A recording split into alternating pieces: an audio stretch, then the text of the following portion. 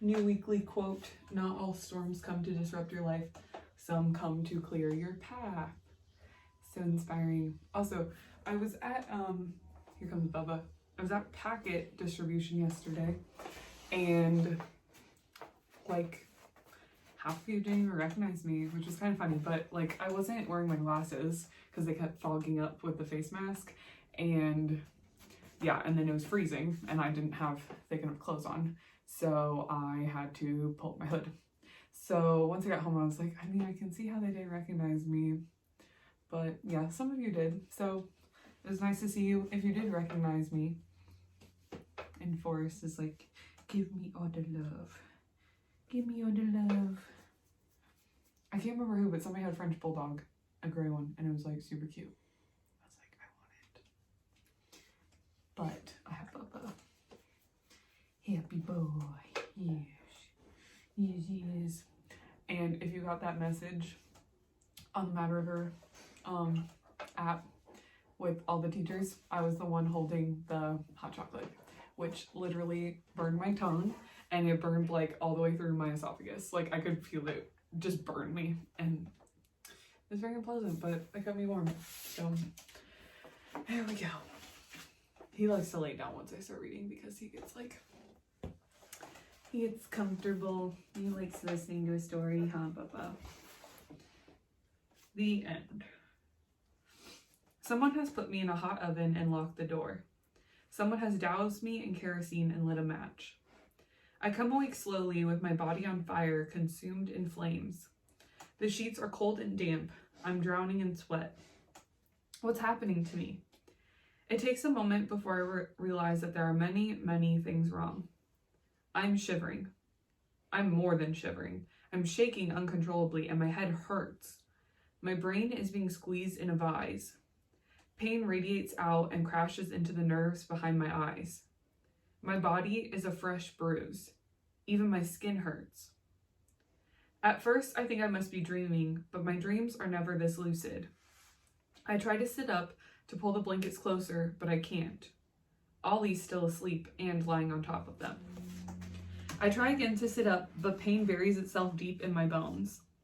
The vise around my brain tightens, and now there's an ice pick stabbing indiscriminately at the soft flesh. I try to cry out, but my throat is raw, as if I'm screaming for days and days.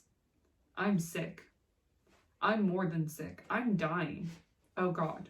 Ollie. This is going to break his heart.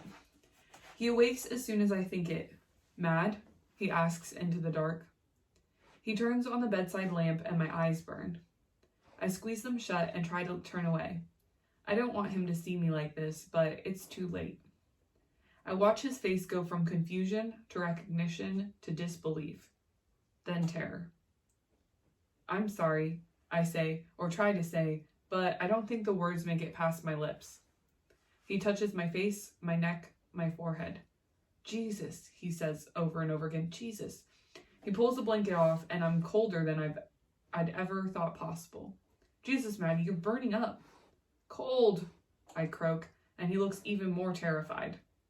He covers me and cradles my head, kisses my wet brow, lips. You're fine, he says. You're going to be fine. I'm not, but it's nice of him to say so.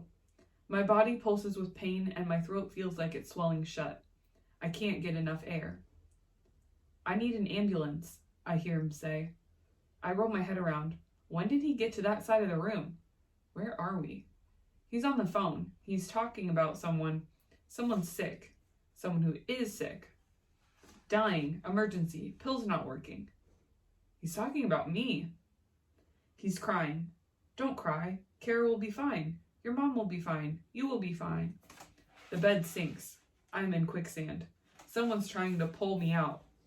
His hands are hot. Why are they so hot? Something glows in his other hand. It's his cell phone. He says something, but the words won't come clear. Something. Mom. Your mom. Yes, Mom. I need my mom. She's already on her way. I hope she's close. I close my eyes and squeeze his fingers. I'm out of time. My heart stops. And starts again. Released, Part 1. There's a medical discharge form. It's from Maui Memorial Discharge Form for Madeline Whittier, physician. She's 18, multiracial, cardiac diagnosis other, procedures echocardiogram. What does the patient's past history include? Unknown. Discharge status, left against advice. Resurrected. I don't remember much, just a jumbled mix of images. The ambulance, being stabbed in the leg once, then twice. Adrenaline shots to restart my heart. Sirens wailing from far away, and then much too close. A TV flickering blue and white high in a corner of the room. Machines beeping and blinking all day and all night, keeping vigil. Women and men in white uniforms. Stethoscopes and needles and antiseptics. Then that smell of jet fuel, that smell that welcomed me before, and lays and the scratchy blanket wrapped twice around me, and why does the window seat matter when the shades are drawn closed? I remember my mother's face and how her tears could make a sea. I remember Ollie's blue eyes gone black. I closed mine against the sorrow and relief and love I saw there. I'm on my way home. I'll remain trapped there forever. I'm alive and don't want to be. Readmitted. My mom has transformed my bedroom into a hospital ward. I'm propped up by pillows in my bed and attached to an IV. I'm surrounded by monitoring equipment. I eat nothing but Jell-O. Each time I awake, she's by my side. She touches my forehead and speaks to me. Sometimes I try to focus to understand what she's saying, but the sound is just out of reach. I wake again sometime, hours, days later, to find her standing over me, frowning at her clipboard. I close my eyes and take inventory of my body. Nothing hurts, or more accurately, nothing hurts too badly. I check in on my head, my throat, my legs. They're all fine. I open my eyes again to find her about to put me back to sleep. No! I sit up much too quickly. I'm dizzy and nauseous at once. I mean to say I'm okay, but no sound comes out. I clear my throat and try again. Please don't make me sleep anymore. I at least need to be awake if I'm going to be alive. Am I okay? I ask. You're okay. You're going to be okay, she says. Her voice trembles until it breaks. I pull myself to seated and look at her. Her skin is pale, almost translucent, and it's stretched too tight across her face. A painful-looking blue vein stretches down from her hairline to her eyelid. I can see other blue veins just under the skin of her forearms and wrists. She has the frightened, disbelieving eyes of someone who witnessed something horrible and is waiting for more horrors to come. How could you do this to yourself? You could have died, she whispers. She steps closer, hugs the clipboard to her chest. How could you do this to me, after everything? I want to say something. I open my mouth to say it, but nothing comes out. My guilt is an ocean for me to drown in. I remain in bed after she leaves. I don't get up to stretch my body. I turn my face away from the window. What do I regret? That I went outside in the first place. That I saw and fell in love with the world. That I fell in love with Ollie. How can I live the rest of my life in this bubble now that I know all that I'm missing? I close my eyes and try to sleep, but the sight of my mom's face earlier, all the desperate love in her eyes, won't leave me. I decide then that love is a terrible, terrible thing. Loving someone as fiercely as my mom loves me must be like wearing your heart outside of your body with no skin, no bones, nothing to protect it. Love is a terrible thing, and its loss is even worse. Love is a terrible thing, and I want nothing to do with it. So, they're messaging each other. Released, Part 2. Ollie, Jesus, where have you been? Are you okay? Oops, this is still Ollie. Are you okay? Yes. What does your mom say? Are you going to be okay? I'm okay, Ollie. I tried to visit you, but your mom won't let me. She's protecting me. I know. Thanks for saving my life. I'm sorry I put you through that. Ollie, you don't have to thank me. Thank you anyway. Are you sure you're okay? Please don't ask me that anymore. Sorry. Don't be. So that was at like 6:56 p.m. and then this one's at 9:33 p.m. It's nice being able to IM you again. You were a terrible mime. Say something. I know you're disappointed and mad, but at least you're alive. We'll talk to your mom once you're better again. Maybe I can visit. I know it's not everything mad, but it's better than nothing. And then at 12:05 a.m. It's not better than nothing. It's absolutely worse than nothing. What? Do you think we can go back to the way it was before?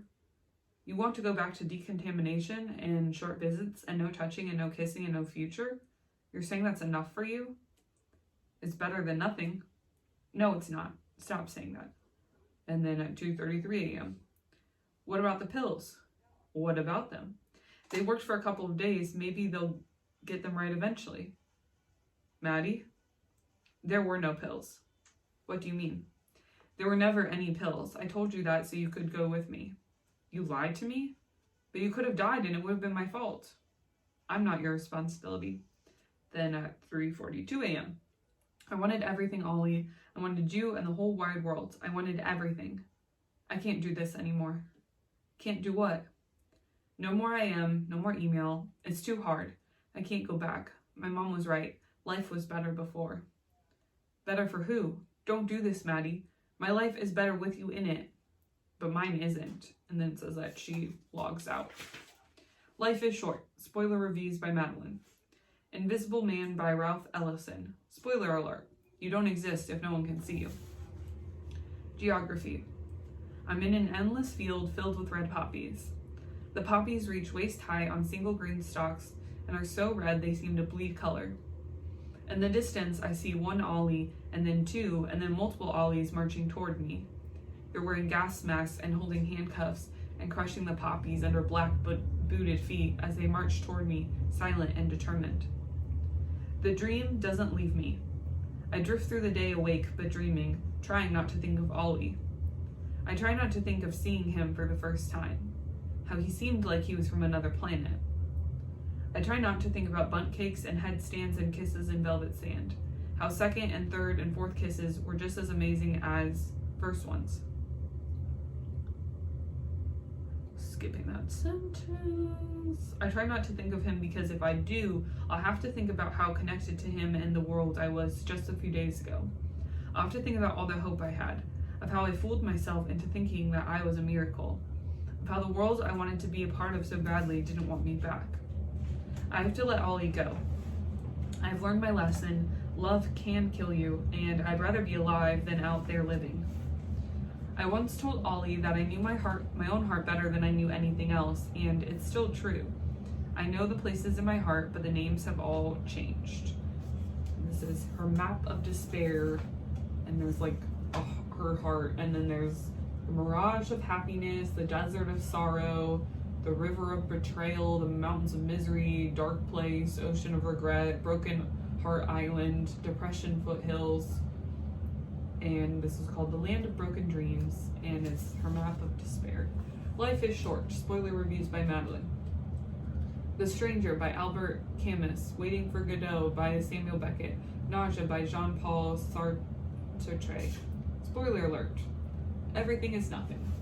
She's in her email. It's called Select All Delete, and there are a bunch of emails from generic user 033, and she's choosing to delete all of them. It looks like 64, maybe 64 unread. Here's like the subject line. Limerick number 1. Please, Maddie, I'll just monologue here. I'm not going away. For when you emerge again someday, Mom is cooking again. Exclusive pics. The meaning of Maddie part the 4th. Misery update me again. And he sends them like every 7 to 10 minutes. Hi, Muffin. Hi, Muffin. I know. I know.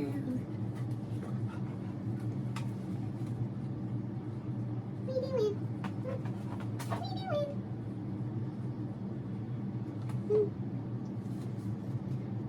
Pretending.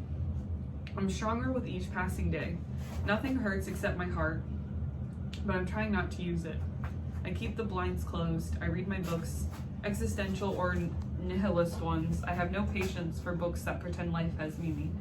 I have no patience for happy endings. I don't think about Ollie. He sends me emails that I trash without reading. After 2 weeks, I'm strong enough to resume some classes. Another 2 weeks and I'm able to resume all of them. I don't think about Ollie. I trash still more of his emails. My mom is still trying to fix me. She hovers and worries and fusses and administers. Now that I'm stronger, she coaxes me back into our mother-daughter nights. Like Ollie, she wants our lives to go back to the way they were before. I don't enjoy our nights together. I don't really enjoy anything, but I do it for her. She's lost even more weight. I'm alarmed and don't know how to fix her, so I play phonetic Scrabble and honor Pictionary and watch movies and pretend. Ollie's emails stop. I've asked Carla to come back, she says one night after dinner. I thought you didn't trust her anymore, but I trust you. You learned your lesson the hard way. Some things you just have to experience for yourself. Reunion. The next day, Carla bustles in. Her bustle is even bustlier than normal, and she pretends no time has passed at all. She gathers me up immediately. I'm sorry, she says. It's all my fault. I hold myself stiff against her, not wanting to dissolve. If I cry, everything will be real. I will really have to live this life. I really will never see Ollie again. I try to hold out, but I can't. She's the soft pillow you're supposed to cry into. Once I start, I don't stop for an hour. She's soaked, and I don't have any tears left. Can you reach the end of tears, I wonder? I answer my own question by crying some more. How's your mama? She asks when I finally stop. She doesn't hate me. Mamas don't know how to hate their babies. They love them too much. But she should. I'm a terrible daughter. I did a terrible thing. More tears leak out, but Carla wipes them away with the side of her hand. And your Ollie? I shake my head at her. I would tell Carla anything, but not this. My heart is too bruised, and I want to keep the pain as a reminder. I don't want sunlight on it. I don't want it to heal. Because if it does, I might be tempted to use it again. We settle back into our normal routine. Each day is like the one before and not much different from the next. Madam, I'm Adam. I'm working on a model of a library with an Escher-like interior staircases that end mid-step and go nowhere. From outside, I hear a rumble and then a beeping. This time, I immediately know what it is. At first, I don't go to the window, but Carla does and narrates what she sees. It's a moving van. 2 brothers moving. The brothers get out of the van. You can't see this, but Forrest is literally sitting like right here facing me, and he's like, I'm the best student ever. I just sit here and listen to the story. Hi, puppy. The brothers get out of the van and unload dollies and empty boxes and packing tape. They talk to Ollie's mom. Kara and Ollie are there. There's no dad in sight, she says. My curiosity gets the better of me, and I'm at the window peering out on the other side of the curtain. Carla's right. Ollie's dad is nowhere to be found. Ollie and Kara and his dad seem frantic. They rush in and out of the house, leaving packed boxes or bulging plastic garbage bags on the porch for the movers to load onto the truck. No one's talking. I can tell his mom is nervous even from here. Every few minutes, Ollie stops and pulls her into a hug. She clings to him and he pats her back. Kara doesn't join them. She smokes openly now, ashing her cigarette directly onto the porch. I'm trying not to focus on Ollie, but it's impossible. My heart doesn't care at all what my brain thinks. I see the exact moment that he feels my eyes on him. He stops what he's doing and turns. Our eyes meet. It's different than the first time. The first time was all about possibility. Even then, some part of me knew that I would love him. This time is about certainty. I already know that I love him, and I know now that I won't stop. He raises his hand to wave. I let go of the curtain, turn away, and press my back against the wall, breathing hard. I wish I could undo the last few months of knowing him. I would stay in my room, I would hear the truck beeping next door, and I would remain on my white couch in my white room, reading my brand new books. I would remember my past, and then I would remember not to repeat it. Neighborhood watch number 3. His dad's schedule. 9 a.m. Leaves for work. 8:30 p.m. Sways unsteadily up the porch and into the house. Already drunk? 9 p.m. Arrives back on porch, drink in hand. 10:15 p.m. Passes out in blue chair. Sometime later, stumbles into house. His mom's schedule, Carrie's schedule, and Ollie's schedule are all unknown. 5 syllables. A month later, just after Christmas, his dad moves away too. Through my window, I watch him carry just a few boxes to a U-Haul truck. I hope against hope that he's not going to wherever Ollie and Kara and their mom are. For days, I stare at that house, wondering how it can still manage to look the same, to seem so solid and house-like when there's no one around to make it a home. I wait another couple of days before finally reading the emails that Ollie has sent. They're still in the trash folder, as I knew they would be. So she's reading the ones in the trash. From generic user to Madeline. Subject, limerick number 1. Once was a girl named Madeline, speared my heart through with a javelin, said I as I died, just as an aside, are there more words that rhyme with Madeline? And this one's limerick number 2. Once lived a girl in a bubble, who I suspected was nothing but trouble. So I gave her my heart, but she blew it apart and left me with nothing but rubble. I laugh until I cry. He must have been really upset with me to send me limericks instead of haiku. His other emails are less poetic. He tells me about trying to convince his mom to get some help and about trying to save Kara from herself. He's not sure which conversation with his mom convinced her. It could have been because he told her he couldn't be part of the family anymore if she stayed. Sometimes you have to leave the people who love you the most, he says. Or he says, it could have been when he finally told her about me and about how sick I am and how I was willing to do anything just to live. He says that she thinks I'm brave. His last letter is haiku. The subject's haiku number 1. 5 syllables here, and now here are 7 more. I love you, Maddie. Here and now. Ollie's math says you can't predict the future. It turns out that you can't predict the past either. Time moves in both directions, forward and backward, and what happens here and now changes them both. For my eyes only, from Dr. Melissa Francis to Madeline Whittier. Subject, test results, for your eyes only. Miss Whittier, you probably don't remember me. My name is Dr. Melissa Francis.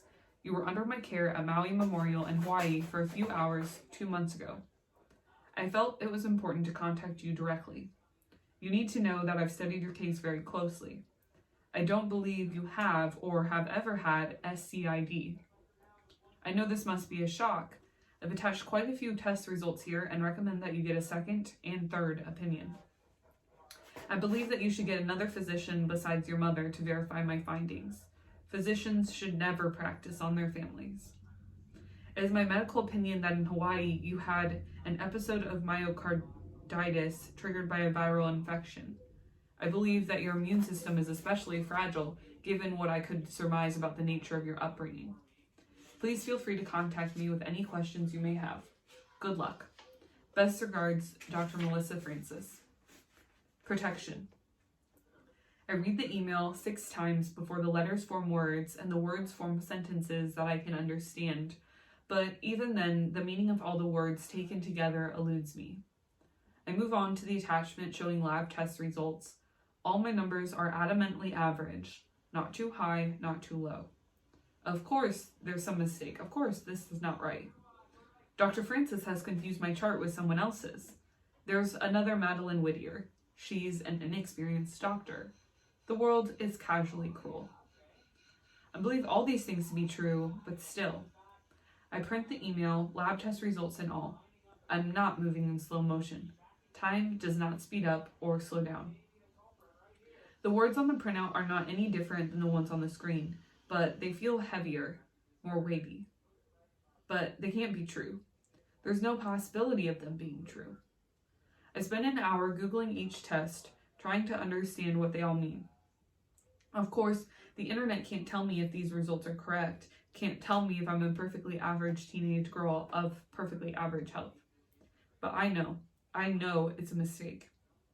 Still, my feet are taking me down the stairs and through the dining room to my mother's home office. She's not there and not in the den. I head to her bedroom and knock lightly, hands shaking. She doesn't answer. I hear running water. She's probably in her bathroom getting ready for bed. I knock again, loudly. "Mom," I call out as I turn the handle. She's just leaving the bathroom, turning out the light when I walk in. Her still gaunt face breaks into a wide smile when she sees me.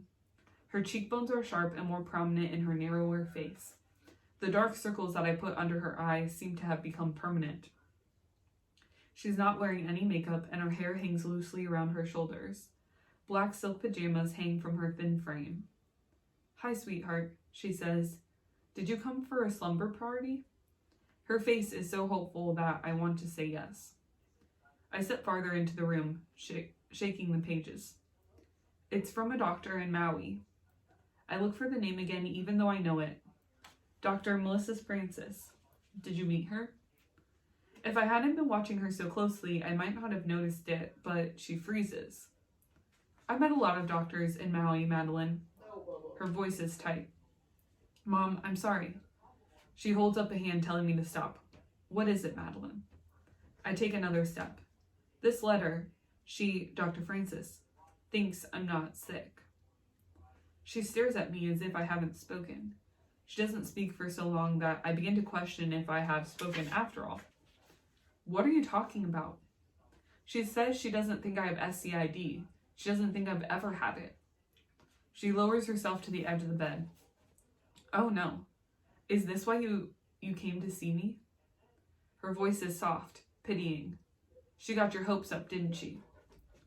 She gestures for me to come and sit beside her.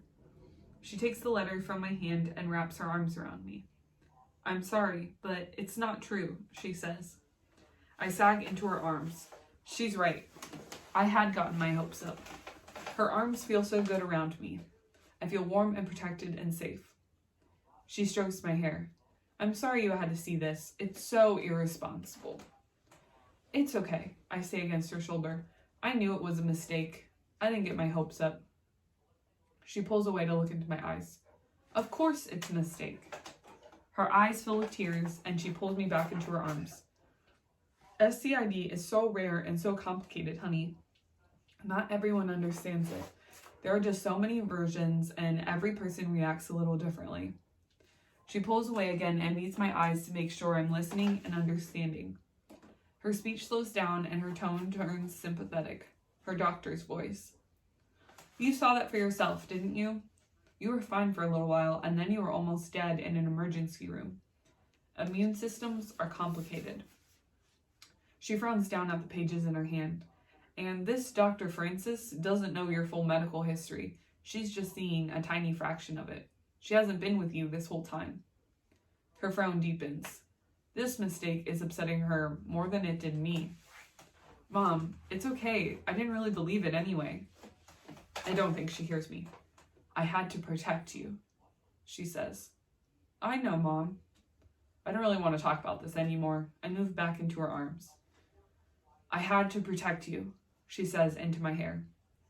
And it's that last "I had to protect you" that makes a part of me go quiet. There's an uncertainty to her voice that I don't expect and can't account for. I try to pull away to see her face, but she holds on tight. "Mom," I say, pulling harder. She lets me go, caresses my face with her free hand. I frown at her. "Can I have those?" I ask, meeting the papers in her hand. She looks down and seems confused about how they got there. "You don't need these," she says, but gives them back to me anyway. "Want to have a slumber party?" she asks again, patting the bed. "I'll feel better if you stay with me, but I'm not sure I will." Madeline's dictionary. Suspicion. The truth you don't believe, can't believe, won't believe. Her suspicion of her mother keeps her awake all night. She had a burgeoning suspicion that the world was laughing at her.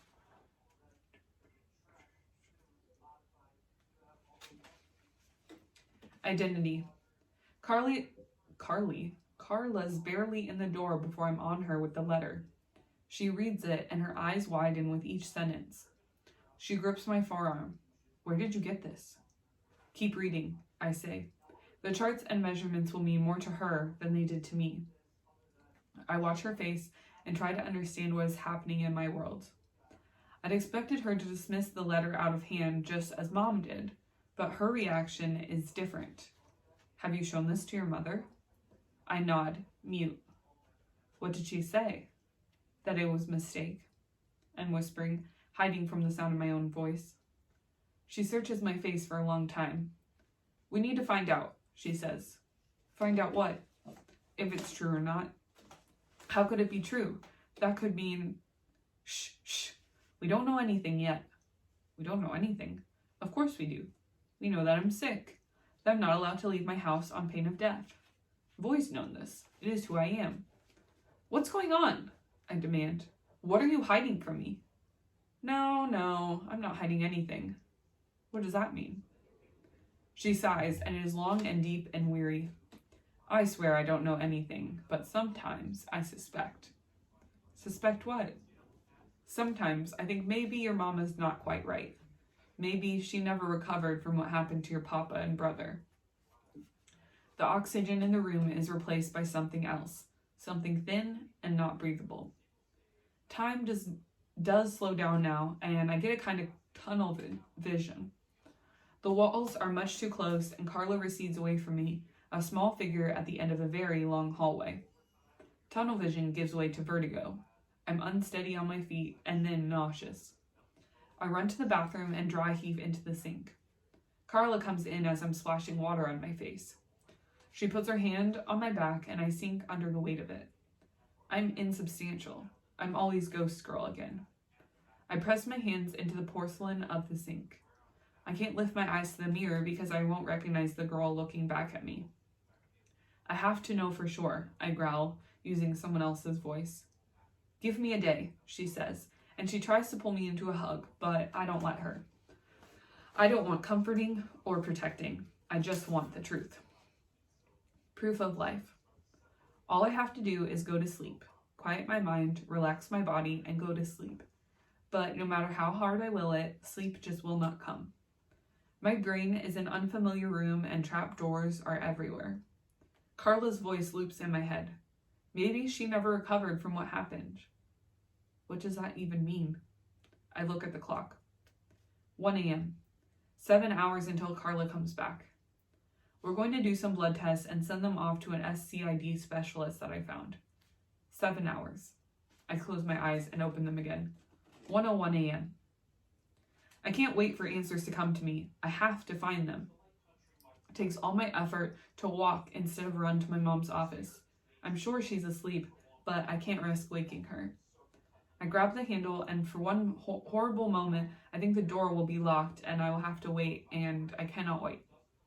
But the handle turns and the room lets me ride in like it's been waiting for me, like it's been expecting me. Her office is perfectly normal, not too neat, not too messy. There are no obvious signs of an unwell mind.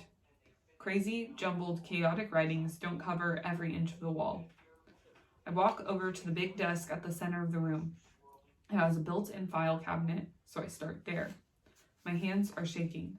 Not a tremor, but actual shaking, like an earthquake that only I feel. My mom is meticulous and extravagant in her record keeping. She's kept everything, and it takes me over an hour to get through a handful of files. There are receipts for big and small purchases, lease agreements, tax documents, warranties, and instruction manuals. She even kept movie ticket stubs. Finally, toward the back, I find what I'm looking for, a thick red folder labeled Madeline. I pull it out carefully and make myself a space on the floor. The record of my life starts with her pregnancy. I find prenatal vitamin recommendations, sonograms, and photocopies of each visit to the doctor. I find a handwritten index card with 2 checkboxes, one for boy and the other for girl. Girl is checked. My birth certificate is here. As I search through, it doesn't take me long to realize that I was a sickly baby. I find pediatric sick visit reports for rashes, allergies, eczema, colds, fevers, and 2 ear infections, all before I was 4 months old. I find receipts for lactation and infant sleep consultants.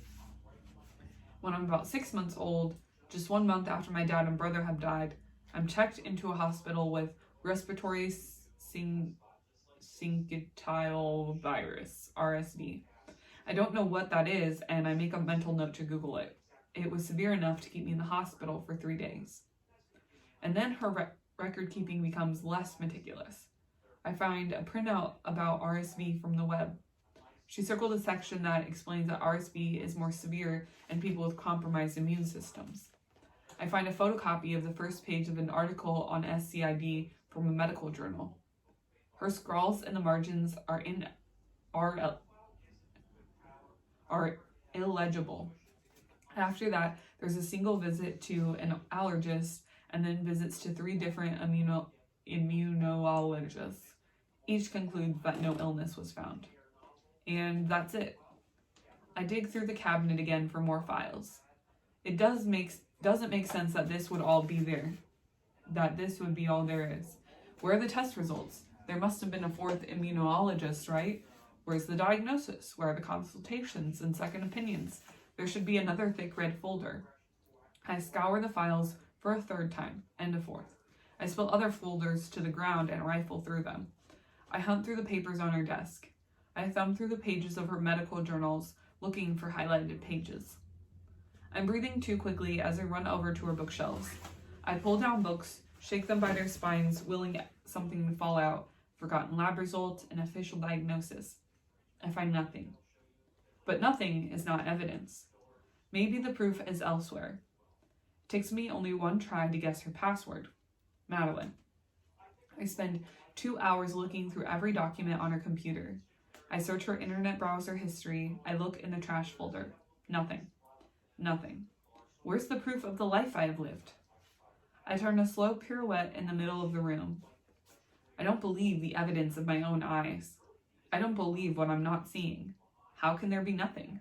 It's like my sickness was invented out of the much too thin air that I'm breathing. It's not true. It can't be. Is it possible that I'm not sick? My mind flinches away from this line of thought. Maybe she keeps other records in her bedroom. Why didn't I think of that before? 5:23 a.m. Can I wait for her to wake up? No. The door opens just as I'm walking over to it. There you are, she says, relief evident in her voice. I got worried. You weren't in your room. She comes in farther and her eyes widen as she takes in the chaos surrounding us. Did we have an earthquake? She asks. Eventually, she realizes the mess is man-made. She turns on me, confused. Sweetheart, what is going on? Am I sick? I ask. My blood beats too loudly in my ears. What did you say? Am I sick? I say it louder this time. Her burgeoning anger dissipates, replaced by concern. Do you feel sick? She reaches out a hand to touch me, but I push it away. The hurt on her face makes me slightly ill, but I press. No, that's not what I mean. Do I have SCID? Her concern morphs into exasperation and a little pity. Is this still about that letter? Yes, I say. And Carla too. She said that maybe you weren't okay. Meaning what? What am I accusing her of exactly? Where are all the papers? I demand. She takes a deep breath to steady herself. Madeline Whittier, what are you talking about? You have records for everything, but there's nothing about SCID in here. Why can't I find anything? Excuse me?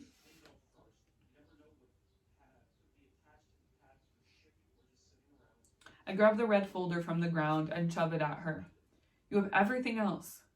What are you talking about? She asks. Of course it's in here. I'm not sure what I was expecting her to say, but that was not it. Does she really believe it's all here? She clutches the folder to her chest like she's trying to make it part of herself. Did you look carefully? I keep everything. She walks over to her desk and clears a space. I watch her as she examines the files, rearranging them, smoothing her hands over pages that don't need smoothing. After a while, she looks up at me. Did you take them? I know they were here. Her voice is thick with confusion and also fear. And that's what I know for sure.